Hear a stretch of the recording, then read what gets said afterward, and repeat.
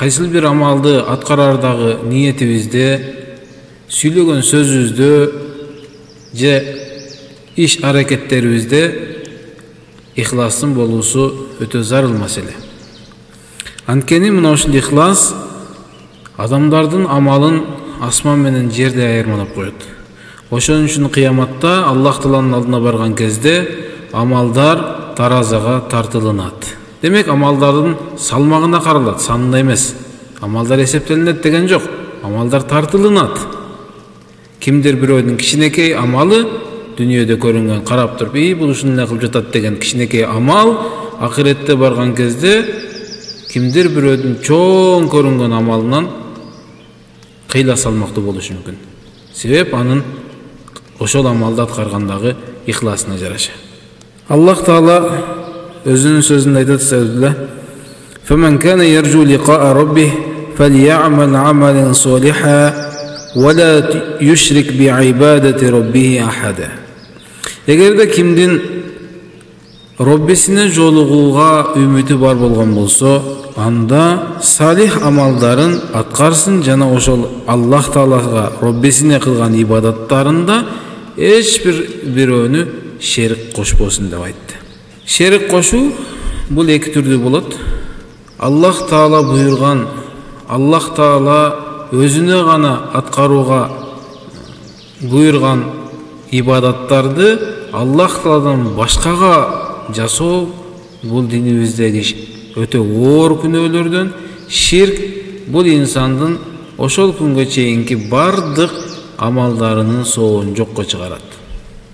Мисалы, намаз бул Аллах Таалага аткарылына турган ибадат.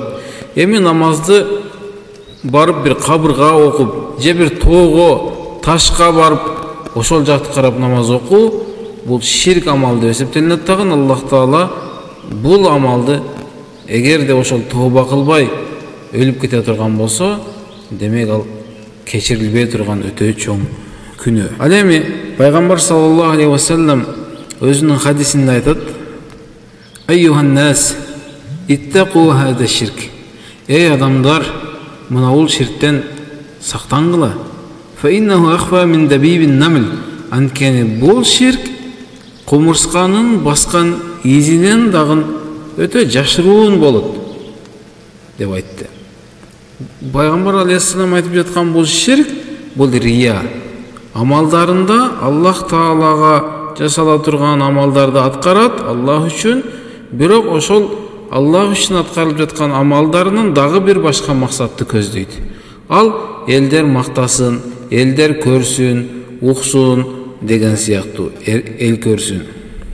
Факала айтты: "Ва кайфа наттaqиhi ва хува ахфа мин дабибин намл я Расулаллах."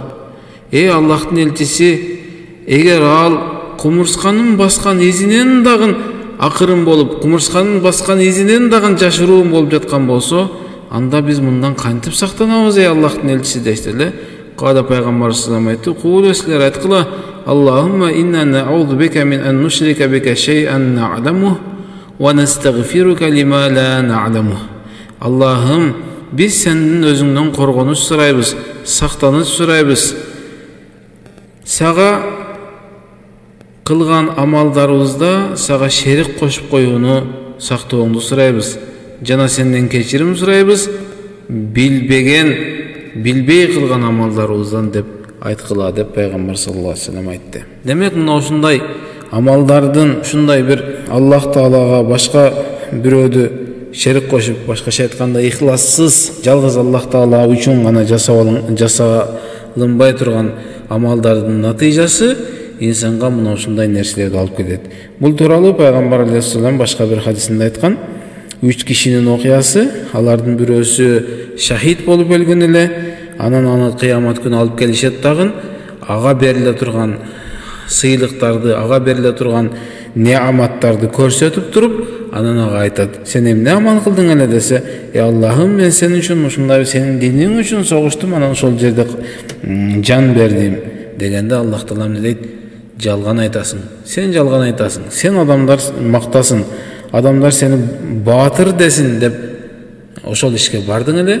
Адамдар аны айтты, сага бүгүн эч нерсе жок деп аны жүзүнөн сүйрөп тозокко ыргытат.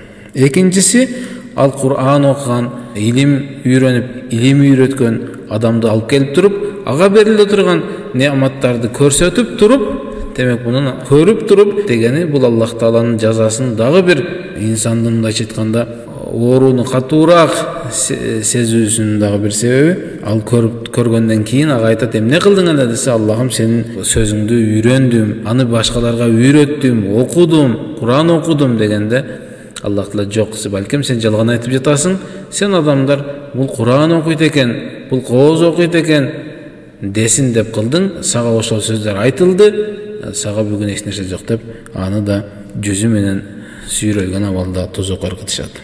Үчүнчүсү, бул көп садака, көп жакшылык кылган эле. Аны дагы ушундай алып келип көрсөтүп туруп, ага берилип турган неаматтарды кыяматтагы, андан кийин анан сурайт, сураганда Аллах сен үчүн мен ушундай нафака кылдым, сен үчүн сарптадым, сен берген мал мүлктү дегенде жок, сен адамдар бай экен, берешен экен десин деген максатта кылгансың, адамдар сени ошентип айткан, бүгүн сага эч нерсе жок деп аны да ыргытышат деди. Кыяматта адамдын демек амалдарынын салмагы мына ушул кылган ибадатындагы ихласына жараша болот. Кичинекей амалды кылган болсо дагы кимдир бирөөдүн чоң болгон амалынан ал артыгыраак болуусу мүмкүн. Бир ибраттуу үлгүлүү окуя.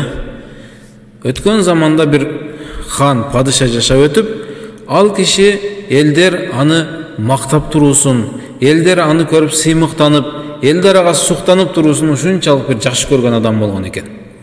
Анан ал ар бир жасаган иштеринде өзүнөн кимдир бирөөдүн өтүп кетүүсүн каалабай, ушул гана жакшы болуп, кайсы бир амалды аткарса дагы мындан кийин эч ким жок болуп, менден эч ким өтүп кетпеш керек, мен эң кыйын болуп турушум керек деген бир сезимде жашайт.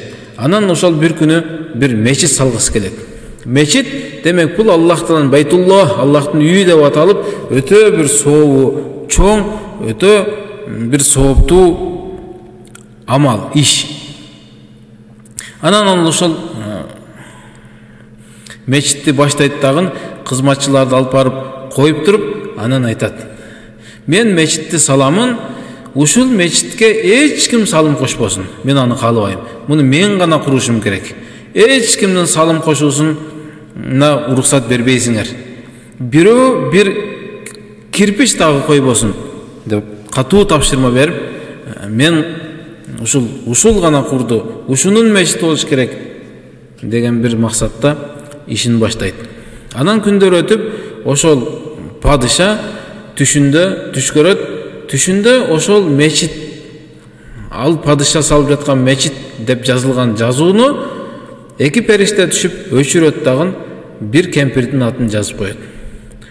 Ал түшүндөн ойгонуп, ошол салынып жаткан мечитке барып сурайт: эй, мен силерге айтпадым беле, ким бирөө келип бир нерсе кошту мечитке, бир үлүш кылдыбы, бир кемпир же силерге тамак бышырып берди, эмне кылды дегенде, жок, эч ким эч нерсе кылган жок, бүт бардыгы сиз айткандай болуп жатат падышам деп жооп берет. Ал ишенген абалда кетет. Кийинки күнү ошол түш кайталанат. Анын атын эки периште келип өчүрүп, ордуна бир кемпирдин атын жазып коет. Анан падыша кайра келет. Ушундай силер эмне кылдыңар?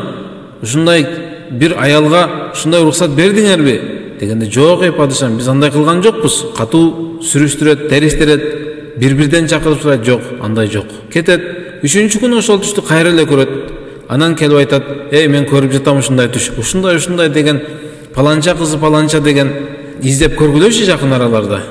Ушул жерлерде бар бекен, жашай бекен ошондой адам деп сураштырып, издеттиргенде ошол айтылган баягы периштелер атын жазып койгон бир кемпир болот.